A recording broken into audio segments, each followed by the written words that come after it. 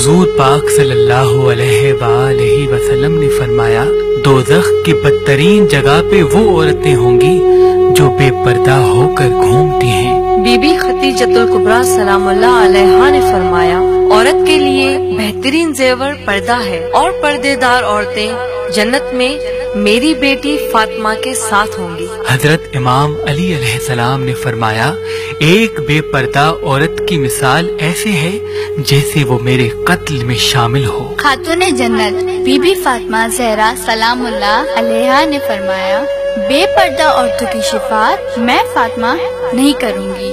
हजरत इमाम हुसैन अलैहिस्सलाम ने फरमाया, औरत का पर्दा करना शहीद के खून से अफजल है। बीबी कुलसूम सलामुल्लाह अलैहा ने फरमाया, ज्यादातर गुनाहों की शुरुआत औरत के बेपर्दा होने से होती है। हजरत इमाम हसन अलैहिस्सलाम ने फरमाया, अल्लाह उस औरत की नमाज कबूल नहीं करता जो बालिग होने के बाद भी पर्दा नहीं करती। जब बाज़ारे शाम में बीबी सकीना सलामुल्लाह अलैहा कैदी थी तो बीबी सकीना ने कहा, मैं बाजार में बेपर्दा कैसे जाऊं पुप्पी अम्मा।